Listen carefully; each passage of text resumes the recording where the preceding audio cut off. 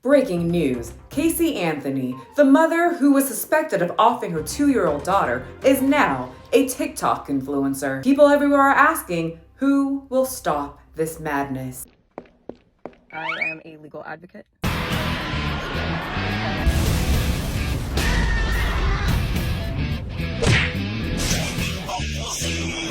You guys, 2025 is the year of being big and bold because everyone is an influencer now, even people that you can look up their background or just do a really quick Google search to find that they are one of the worst people. Casey Anthony, a young mom with a 2-year-old daughter named Kaylee, made headlines after Casey's mother, Cindy, would report her granddaughter going missing for a month. Yeah, Casey, the mom, the mother, mama, she never reported her daughter missing for a month. It took grandma. I don't want to go super deep into this trial. I hate looking into anything murder, death. It's a big trigger for me. I don't like it. So if I missed something in this little recap, you are probably right. I did it on purpose. Here's a quick overview though. So throughout this whole trial, Casey would continuously lie. She told people that she left Kaylee with the babysitter named Zanny Fernandez Gonzalez, so basically a Mexican lady, only for police to later determine that Casey didn't know who that was. Law enforcement officials never tracked down the supposed nanny. 2 months later, a woman named Zenaida Gonzalez filed a defamation lawsuit against Casey Anthony. She said she had never met Casey and that her life was now a living hell. Eventually, and unfortunately, they would find the remains of a child in a trash bag. The investigative team found recovered duct tape, which was hanging like from the child's skull. Prosecutors said that Casey used chloroform to incapacitate Kaylee before suffocating her with duct tape, leaving the body in the trunk of her car before disposing of it. It was a very long trial, but then in the end, Casey was acquitted of the murder, and the exact cause of Kaylee's death still remains a complete mystery. So investigators never found the true reason of how she died, but many people said that Casey Anthony did it, especially because after the whole investigation was over, investigators seemed to overlook a certain Google search on Casey Anthony's computer, and that Google search was foolproof suffocation methods.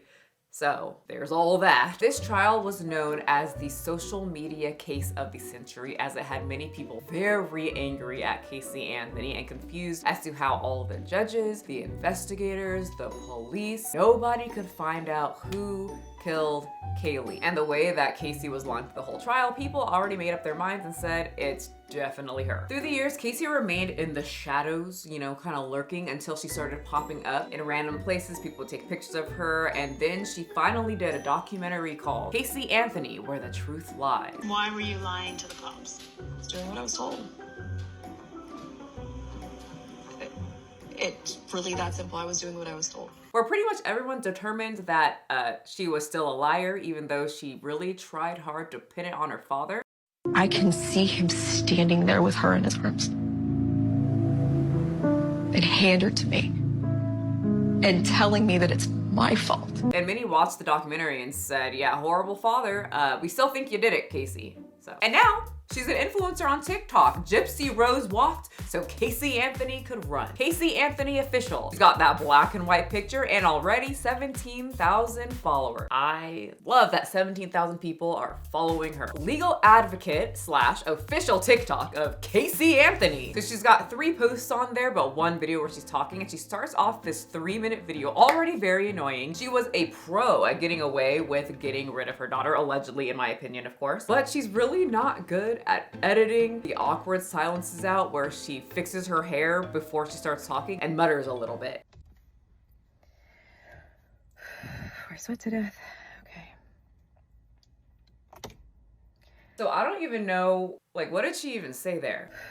I sweat to death. So I had to put it into Adobe and do the transcript thing, and she says, I swear to death. What? I'm going to think that's wrong, and I'm just gonna guess that she says that she sweats to death. Still, probably want to take out the whole death thing right now. Today is Saturday, March 1st, 2025. This is my first of probably many recordings. Oh, shit. On a series that I'm starting. Oh, shit. I told you. She's going to be an influencer. She needs the money. She's almost at $800,000 in debt. People, I know, people are going to watch this. And I know what you're saying. Well, then how'd you get the video, Michelle? I right-click it, put it into my app, and it downloads it for me. None of these people get my view. I am a legal advocate. Yeah, we know. It's in your bio. I am a researcher. We know that too. We saw the Google search. Foolproof suffocation. Let us remind you. I've been in the legal field since 2011. She's been in, like, jail, right? She's never worked in the legal field. Has she worked in the legal field? I know she got out of jail in 2011. Let me just check really quick. Did Casey Anthony work in a legal field? Nope, she didn't. So that means she's just literally what she said. She's just been in the legal system because she was in jail. And in this capacity, I feel that it's necessary, if I'm going to continue to operate appropriately as a legal advocate, that I start to advocate for myself. What could you possibly say that will get people to think that you had nothing to do with this whole, it was a national story? And also advocate for my daughter. Don't worry, you don't need to. Many other people who didn't even know your daughter have been. I mean, if she wanted to help, she probably could just say what happened instead of lying and throwing Fernandez Gonzalez under the bus. Actually, she had so many chances to actually advocate for her daughter during the month that Kaylee was missing while she was partying, during the trial in which she lied about almost everything, the years that she spent in jail, and then the documentary. And yet you didn't. So this whole video that she posted was a let me reintroduce myself type moment.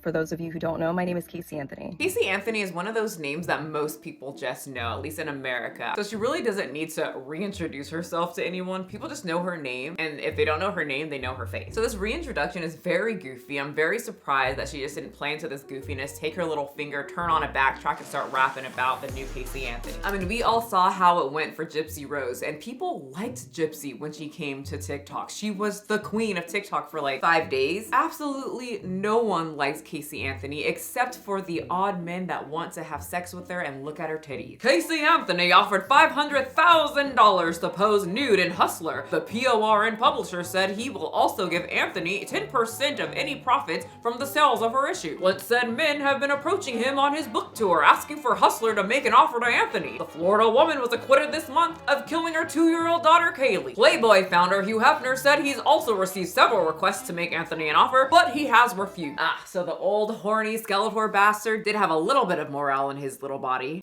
Hello, we're in the closet again, which means editing Michelle here, and I found something on the internet that kind of agitated me a little bit. So if you wanted more of an insight of what type of person Casey Anthony is and what kind of person would want to be up in between her butt cheeks, well, here you go. Drum roll please. It's a married man by the name Tyson Ray Rhodes, a 49-year-old married at the time for 22 years with children. Yeah, look at that. There he is. That's his wife, and they're on a trip with their sons. 2 of them. Look how excited he is to leave and go fuck a child murderer, allegedly, of course, in my opinion. So here they are, moving in together. She's wearing I Need a Hug shirt. I could suggest a few more things that she would need, and it doesn't include a hug. A friend of Anthony says, sorry, it says pal here, a pal. Who's the pal? Why are people being nice to her? Why does she have people around her that actually like her? Anyway, the pal says, she gets bored easily. It was very exciting when he was married because he was forbidden fruit. Ooh, sexual. Well, that pal said shortly after, they broke up. Duh. Because she was kind of done with Tyson's face motorboating her butt cheeks around, and she got bored pretty quickly. And apparently now Tyson regrets leaving his marriage for her. He wasn't thinking clearly. He has a lot of repairs to make. I wouldn't want to be him right now. First of all, who is this pal? Second, I hope that Tyson was begging on his knees to his queen of a wife, and she looked at him like that picture, that super old picture I always see on Facebook of the man begging his wife not to divorce him. And she brings his face closer with her hands and whispers, fuck you. That's what I want. People in the comment section, man or woman, if your wife, husband, girlfriend, whatever, significant other went and Casey Anthony or anyone like that, would you go back? Because me, I would be like, your dick is tainted now. Anyway, back to me in the office. Okay, so anyway, after that documentary where Casey exposed her parents, they aren't very close anymore, and in this video, she said that she will address that one day about the stuff that they said about her after that documentary came out, but just not today. This is not in response to anything that they have said or done. That's not to say that I'm not going to respond at some point to some of the things that they have said and done. The whole point of this is for me to begin to reintroduce myself. Because it's about her. Oh, and Kaylee, of course, she wants to represent Kaylee and advocate for her. You can't forget about her dead daughter. I'm doing this both personally for me, but in a professional capacity. In your car with this weird angle, very professional. I wonder, just watching this, if she has like a team, anyone who took a look at like general social media and who gave her the green light and said, yeah, get on there, Casey. Moving forward, the majority of what you will see will be me speaking in a professional capacity. My goal is to continue to help give a voice to people, to give people tools and resources that they can utilize so they actually know where they can turn to. Anybody, raise your hand if you would go to Casey Anthony for anything other than how to get away with some shifty shit. So with that, please join me on Substack. 1, absolutely not. 2, what the hell is that? Substack is a subscription-based platform that lets writers publish newsletters, podcasts, and videos directly to their audience. It also provides tools to manage subscriptions and monetize content.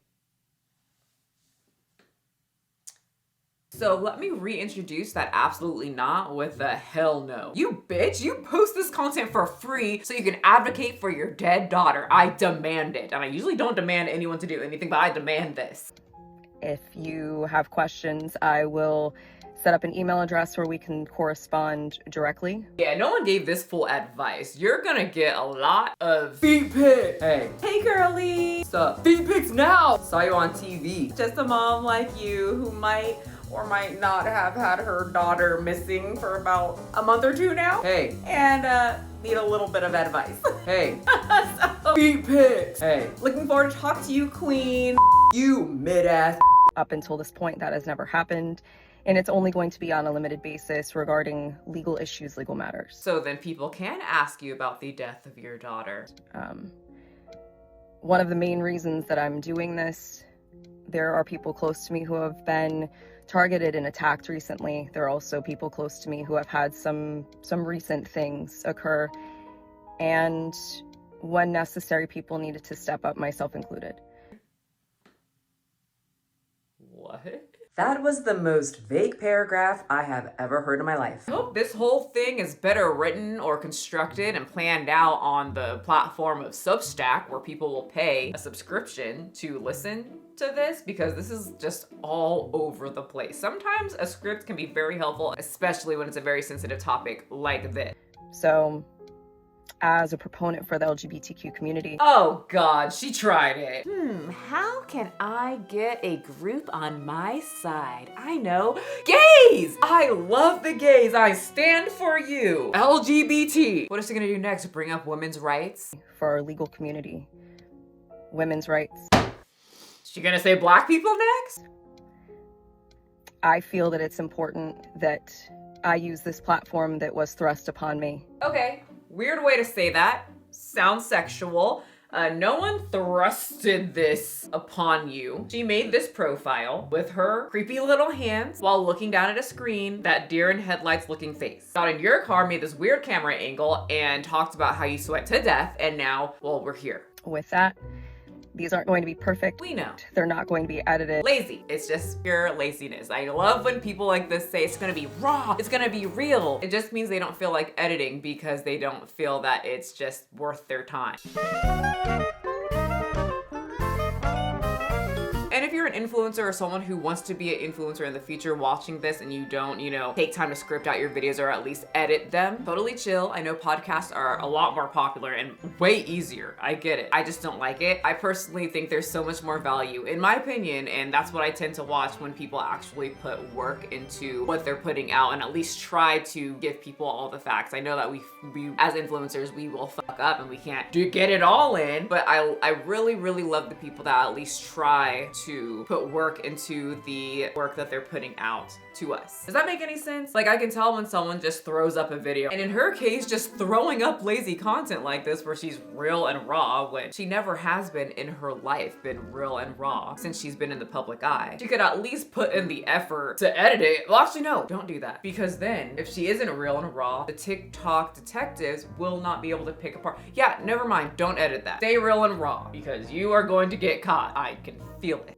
But I am proverbially standing in the light, embracing this piece, still going to keep my privacy intact. So you will get very comfortable with my car, and I will explain in great detail why it's so important for people to protect their privacy. No, I mean, I can do that in about 8 seconds. Don't somehow be involved with the murder of a child, your daughter, and then search foolproof suffocation methods and then lie throughout the whole trial. That's it. Just don't do any of that and you can keep a very private life. It's not just important to public figures. Oh God, is she trying to be a sensei to influencers and then help them on privacy? It's even more important to private individuals. And with the current climate in our country especially, it's that much more important, which is why I am utilizing the Substack platform. Girl, I'm not paying you shit. Are people gonna pay for this? Yes, I am advertising this and publishing this on TikTok, possibly also through other meta platforms, but my intention is money to separate from that and I like money. Showcase even more why Substack is such an important resource for people to utilize moving forward. Did the Substack thing pay her to do this? I have not to like beat a company down or something. I just never heard of this app or whatever, but I did just look it up and they've been here since 2017. So is this like a pay thing? Anyway, I appreciate your time and we'll see how this goes. To hell. You know, I just don't think it's gonna go well, in my opinion. But she is garnering a following on Substack, not quite as quick as Gypsy Rose, but she does have about 3,000 followers right now. And she's kind of threatening people. For everyone speaking, good, bad, or otherwise, heed your words and make sure you are saying something of substance. There's like a lot there. I can put it on the screen and you can pause and read it, but she goes into like Florida law, where if you are saying certain things about her and slandering her, she could sue you. And then right at the end, she tells people to proceed with caution. So this is how somebody responded. Calling you a murderer is slander? Got it. How about a neglectful, piss poor excuse for a mother who says she wants to advocate for her daughter, but wouldn't advocate for her by reporting her missing? As long as we're speaking facts, I'm good, right? Shit, I guess if I was gonna hire a legal advocate, I'd hire Casey Anthony. She'll get you out of anything. Also slander. Oh God, that's not slander. That's literally what happened. Maybe if you're planning on doing something bad, don't go to her then? Because she seems like she's loony. I went through many of the posts that you could see without subscribing because why would I do that? And what it seems like she's fighting for on the internet is bullying on the internet and stopping people from saying what they want to say about her. Which to that I have to say, girl, you are in the wrong line of work. People say things to me that I don't generally like every day if I go trudge through my comment section. People just love to say things online, and they especially will love to say things to you online. It is overly comical that she thinks that she can try to manipulate people into not talking about the case and saying what they think about a very public case and then saying that's slander. I know Karen is like an outdated term now, and a very annoying term. I hate hearing it, but she is the ultimate Karen. So that's what everyone is talking about, at least on TikTok. And you know how social media is, people be fighting all the time, but in this case, it looks like everyone put their differences aside and collectively and have joined hands at a large lunch table with only one open seat, turned to Casey Anthony and said, Casey, you cannot sit with us. Pick it up, pick it up, pick it up, pick it up. You see the drippy, I'm fitted up. Hop in my car and the giddy up. Secure the bag, yeah, I get the bus. Pick it up, pick it up, pick it up. You see the drippy, I'm fitted up. Hop in my car and the giddy up. Secure the bag, yeah, I get the bus. Pick it up, pick it up, pick it up, pick it up. Ooh, I've been on the flex since flex on. Neighborhood all in your eardrum.